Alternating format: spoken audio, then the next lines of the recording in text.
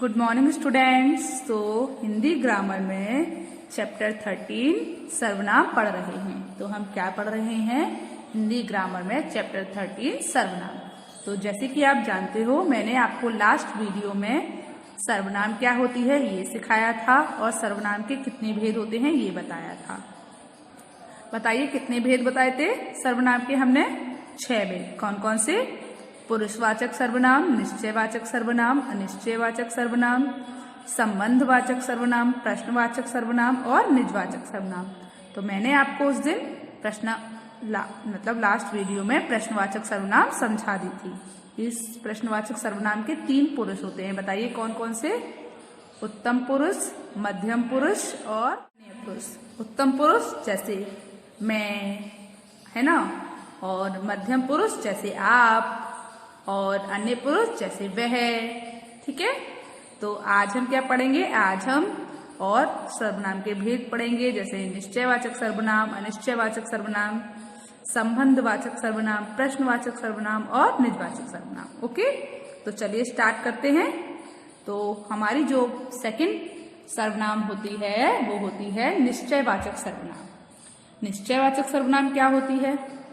जैसे कि आप उसको बोल रहे हो उसी से आपको पता चल रहा है। निश्चयवाचक मतलब निश्चित चीज, किसी चीज की निश्चित, तो उसे हम बोलते हैं निश्चयवाचक सर्वनाम। ओके।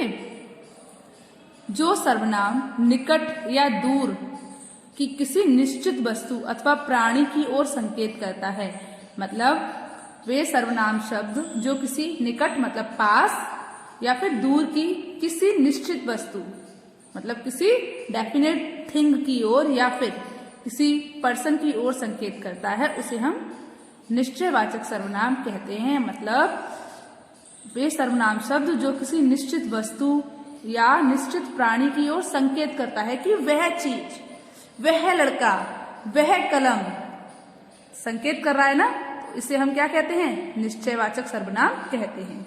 जैसे यह मोर है। अब आपने देखा कि वहां सामने मोर खड़ा था, तो आपने क्या बोला? यह मोर है। तो आपने उसकी तरफ इशारा करके बोला ना। जैसे कि अभी आप यहाँ पर आपके पास मोर है, तो आप क्या बोलोगे? यह मोर है। तो आप इसकी तरफ इशारा करके बोल रहे हो ना कि यह मोर है। ऐसे ही सेकंड सेंटेंस देखिए, वह भिखारी है। अब दूसरी साइड भिखारी बैठा था, तो आपने बोला वह भिखारी है। ठीक है।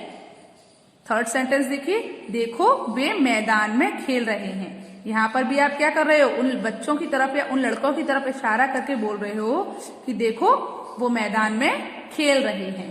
तो यह मोर है, वह भिखारी है, देखो मैदान में वे खेल रहे हैं। तो यहाँ पर वे, यह, वह कैसे शब्द हैं बच्चों? निश्चयवाचक सर्वनाम है। कैसे सर्वनाम है? निश्चयवाचक सर्वनाम, क्योंकि ये किसी व्यक्ति या किसी वस्तु या किसी प्राणी की ओर संकेत कर रहे हैं। जैसे यहाँ पर जो यह शब्द है वो मोर की ओर संकेत कर रहा है। यहाँ पर जो वह शब्द है वो भिखारी की ओर संकेत कर रहा है। और यहाँ पर जो वे शब्द है वो जो भी बच्चे या फिर जो भी लड़के लड़कियां मैदान में खेल रहे हैं उनकी ओर संकेत कर रहे हैं। ओके, चलिए तो ये बताइए, आपको अनिश्चयवाचक सर्वनाम समझ आई क्या होती है? वे सर्वनाम शब्द जो किसी निकट या दूर की किसी निश्चित वस्तु अथवा प्राणी की ओर संकेत करते हैं, उन्हें हम क्या कहते हैं? निश्चयवाचक सर्वनाम कहते हैं। निकट का मतलब क्या होता है बच्चों? पास। ओके, तो आपको समझ आई। चलिए अब अनिश्चयवाचक सर्वनाम क्या होती है? जिन सर्वनामों से किसी निश्चित व्यक्ति या वस्तु का बोध नहीं होता, ऐसे सर्वनाम शब्द जिनसे आपको ये नहीं पता चलता कि कौन है, क्या है, किसकी बात चल रही है। मतलब हमको ये नहीं पता चलता कि जो वस्तु है वो मतलब वही है, हम निश्चित नहीं होते उस चीज के बारे में, बल्कि जो अनिश्चित व्यक्ति या वस्तु की ओर संकेत करता है। मतलब संकेत तो ये भी कर रहा है पर हमें पता नहीं है हम किसकी ओर संकेत कर रहे हैं, तो उसे हम क्या कहते हैं? अनिश्चयवाचक सर्वनाम कहते हैं। जैसे दरवाजे पर कोई खड़ा है। दरवाजे पर कोई खड़ा है। अब देखिए यहाँ पर आपकी जो सर्वनाम है वो है कोई। तो बच्चों देखिए, आपने दरवाजे की ओर संकेत किया कि दरवाजे पर कोई खड़ा है, पर आपको पता नहीं है ना कौन खड़ा है, तो आप किसी अनिश्चित अनिश्चय व्यक्ति मतलब अनिश्चित व्यक्ति मतलब जानते नहीं है कि बाहर कौन है, उसके बारे में बात कर रहे हैं, ठीक है। या फिर जमीन पर कुछ पड़ा है, अब आपको नहीं पता ना क्या पड़ा है, तो आप किसी अनिश्चित वस्तु के बारे में बात कर रहे हैं, मतलब आप संकेत कर रहे हैं उसकी ओर कि वहां पर कोई है, पर आपको नहीं पता ना वह कौन है, तो ये कैसी सर्वनाम है? अनिश्चयवाचक सर्वनाम। पर आप उसकी ओर संकेत कर रहे हैं, आप उसकी ओर इशारा कर रहे हैं, ओके। तो जिन सर्वनाम शब्दों से किसी निश्चित व्यक्ति या वस्तु का बोध नहीं होता, बल्कि जो अनिश्चित व्यक्ति या वस्तु की ओर संकेत करते हैं। कैसी वस्तु की? अनिश्चित व्यक्ति या वस्तु की ओर संकेत करते हैं, उन्हें हम क्या कहते हैं बच्चों? अनिश्चयवाचक सर्वनाम कहते हैं। जैसे दरवाजे पर कोई है, वह कुछ मांग रहा है। जैसे ये बच्चे हैं तो इन्होंने कहा वह कुछ मांग रहा है, पर इन्हें पता नहीं है क्या मांग रहा है, तो यहाँ पर कुछ क्या है बताइए? अनिश्चयवाचक सर्वनाम। चलिए तो अब हम अपना अगला सेंटेंस जो है उसको देखते हैं। तो अगली जो सर्वनाम है बच्चों वो क्या है देखिए, तो अगली सर्वनाम है संबंधवाचक सर्वनाम। कौन सी सर्वनाम है? संबंधवाचक सर्वनाम। संबंधवाचक सर्वनाम क्या होती है बच्चों? वे सर्वनाम शब्द जो एक संज्ञा या एक सर्वनाम या एक दूसरे से संबंध को बताते हैं। एक संज्ञा या सर्वनाम से एक दूसरे के संबंध को बताते हैं, उसे हम क्या कहते हैं? संबंधवाचक सर्वनाम कहते हैं। देखते हैं, जो सर्वनाम शब्द किसी वाक्य के एक उपवाक्य में आए हुए किसी संज्ञा या सर्वनाम का दूसरे उपवाक्य से संबंध बताता है। मतलब जो सर्वनाम शब्द एक वाक्य में आए हुए किसी संज्ञा या सर्वनाम का दूसरे उपवाक्य में, मतलब दो वाक्यों में दूसरे उपवाक्य में से संबंध बताता है। क्या करता है? संबंध बताता है। उसे हम क्या कहते हैं? संबंधवाचक सर्वनाम कहते हैं। जैसे देखिए, मुझे वह कलम मिल गई। मुझे वह कलम मिल गई जो तुमने खो दी थी। तो यहाँ पर एक वाक्य ये है और एक वाक्य ये है। अब इन दोनों को क्या जोड़ रहा है? जो, मतलब मुझे वह कलम मिली जो तुमने खो दी थी। तो यहाँ पर ये सेंटेंस और ये सेंटेंस इस शब्द से जुड़ रहा है ना कि कौन सी कलम की बात हो रही है? जो तुमने खो दी थी। तो यहाँ पर क्या हो रहा है बताइए मुझे? संबंध स्थापित हो रहा है ना। तो ये कौन सी सर्वनाम हुई? संबंधवाचक सर्वनाम हुई। मतलब यहाँ पर जो कलम की बात चल रही है वही कलम की बात यहाँ पर भी चल रही है ना। तो मुझे वह कलम मिल गई जो तुमने खो दी थी। यह वही लड़का है जो कक्षा में प्रथम आया था। तो इस सेंटेंस में भी उसी लड़के की बात चल रही है जो कक्षा में प्रथम आया था। ठीक है, तो यहाँ पर कौन सी सर्वनाम हुई? संबंधवाचक सर्वनाम हुई। चलिए उसके बाद अब हम अपनी अगली सर्वनाम देखते हैं। तो अगली सर्वनाम है हमारी प्रश्नवाचक सर्वनाम। कौन सी सर्वनाम है? प्रश्नवाचक सर्वनाम। इस सर्वनाम शब्द में क्या होता है? हम किसी व्यक्ति से प्रश्न पूछते हैं और उसका आंसर अगर किसी सर्वनाम में आता है तो वो हमारी प्रश्नवाचक सर्वनाम होती है। ठीक है, देखिए, जो सर्वनाम शब्द प्रश्न पूछने के लिए प्रयुक्त होते हैं उन्हें प्रश्नवाचक सर्वनाम कहते हैं। जैसे तुम कौन हो? इसने बोला मैं राजू हूं। तो यहाँ पर कौन के स्थान पर क्या आ रहा है बच्चों? राजू। तो ये संज्ञा के स्थान पर आ रहा है ना, इसीलिए ये सर्वनाम है। और कौन सी सर्वनाम है? प्रश्नवाचक सर्वनाम, क्योंकि ये प्रश्न पूछ रहा है। तो तुम कौन हो? ये प्रश्न पूछ रहा है ना आपसे। तो ये कैसी सर्वनाम हुई? प्रश्नवाचक सर्वनाम। वह क्या खा रहा है? वह सेब खा रहा है। तो आप जब क्या खा रहा है, क्या की जगह पर आप क्या लगा रहे हो? सेब। तो ये संज्ञा के स्थान पर आया है। ठीक है, और पर ये क्या पूछ रहा है? प्रश्न पूछ रहा है। तो ये क्या हो गया? प्रश्नवाचक सर्वनाम। तुम कौन हो? तुम क्या खा रहे हो? तुम कहाँ जा रहे हो? तो ये कौन, क्या, कहाँ, ये कैसे शब्द हो गए? प्रश्नवाचक सर्वनाम में यूज हो सकते हैं ये शब्द। ओके, तो जो सर्वनाम प्रश्न पूछने के लिए प्रयुक्त होती हैं उन्हें हम प्रश्नवाचक सर्वनाम कहते हैं। जैसे तुम कौन हो? वह क्या खा रहा है? तुम कहाँ जा रहे हो? ठीक है, तुम क्या खेल रहे हो? तो ये सारे जो हमने अभी सेंटेंस बोले वो किस सर्वनाम के साथ, कौन, उसमें क्या सर्वनाम हो रही थी? कौन सी सर्वनाम आ रही थी? प्रश्नवाचक सर्वनाम। ओके, तो आपको समझ आया, वे सर्वनाम शब्द जो प्रश्न पूछने के लिए प्रयुक्त किए जाते हैं उन्हें हम प्रश्नवाचक सर्वनाम कहते हैं। चलिए उसके बाद जो हमारी अगली सर्वनाम है उसको देखते हैं। तो जो हमारी अगली सर्वनाम है वो है निजवाचक सर्वनाम। क्या है बच्चों? निजवाचक सर्वनाम।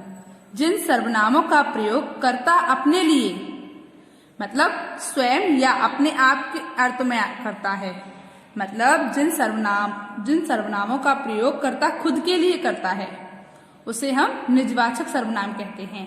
ऐसे सर्वनाम शब्द जो सब्जेक्ट जो होता है आपका वो खुद के लिए यूज करता है उसे हम कौन से सर्वनाम बोलते हैं बच्चों? निजवाचक सर्वनाम बोलते हैं। जैसे मैंने यह चित्र स्वयं बनाया है, तो यह चित्र किसने बनाया है? मैंने बनाया है, स्वयं बनाया है। तो यहाँ पर जो करता है वो इसका यूज अपने लिए कर रहा है ना, खुद के लिए कर रहा है, तो ये क्या है? प्रश्नवाचक निजवाचक सर्वनाम है। वह अपने आप यहाँ आया था, तो यहाँ पर अपने आप कैसी सर्वनाम है? निजवाचक सर्वनाम है। मैंने यह चित्र स्वयं बनाया था, यहाँ पर स्वयं कैसी सर्वनाम हुई? निजवाचक सर्वनाम। वह अपने आप यहाँ आया था, ये कैसी सर्वनाम हुई बच्चों? अपने आप निजवाचक सर्वनाम। तो बच्चों आपको सर्वनाम के भेद समझ आए? सर्वनाम के कितने भेद होते हैं बताइए मुझे? सर्वनाम के 6 भेद होते हैं। कौन कौन से? पुरुषवाचक सर्वनाम, निश्चयवाचक सर्वनाम, अनिश्चयवाचक सर्वनाम, संबंधवाचक सर्वनाम, प्रश्नवाचक सर्वनाम और निजवाचक सर्वनाम। चलिए तो अब हम आगे देखते हैं, आगे क्या है? सर्वनामों में लिंग। सर्वनामों में लिंग। लिंग के कारण सर्वनाम शब्दों के रूप में कोई विकार नहीं होता।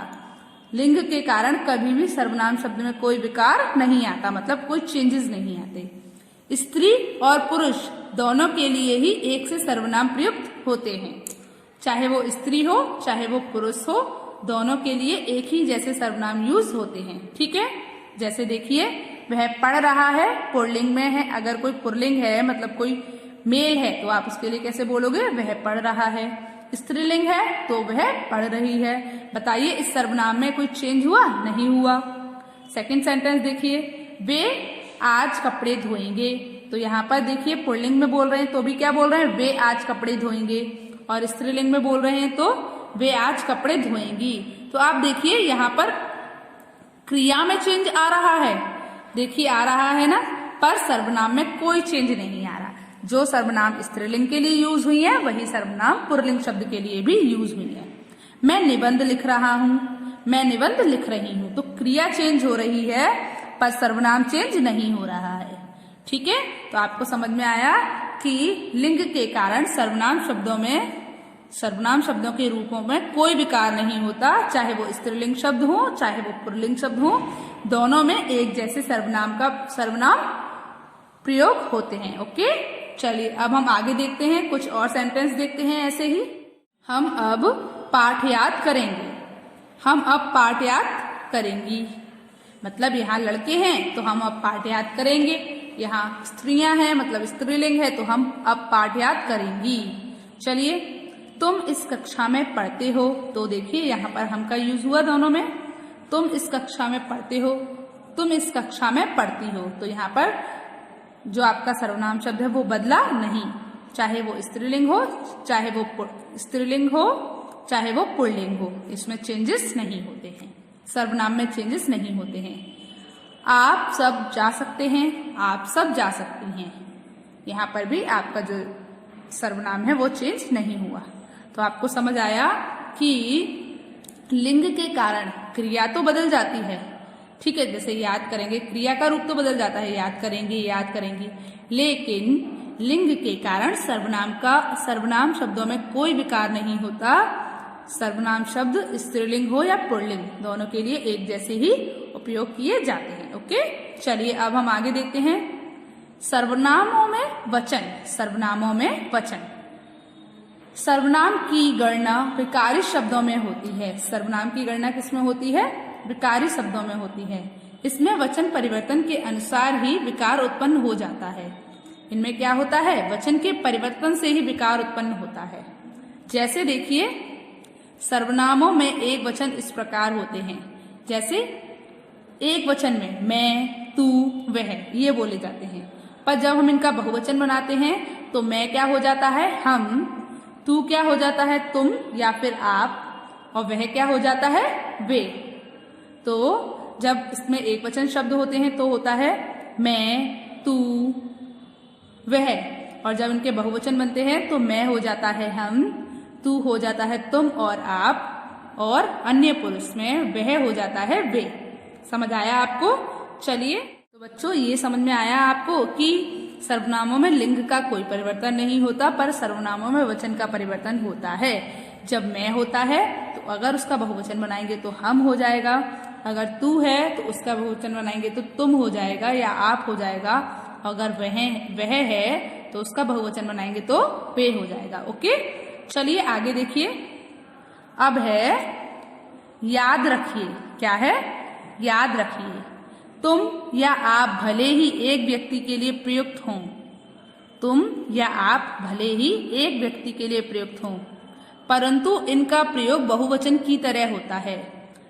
आप भले ही तुम और आप का यूज एक वचन में कर सकते हैं, लेकिन इनका यूज हमेशा कैसे होता है? बहुवचन की तरह होता है। अगर ये एक व्यक्ति के लिए भी यूज किए जा रहे हैं तो इनका यूज कैसे होगा? बहुवचन की तरह होगा। जैसे रवि ने अम्बा से पूछा, तुम कल कहाँ जाओगी? ठीक है।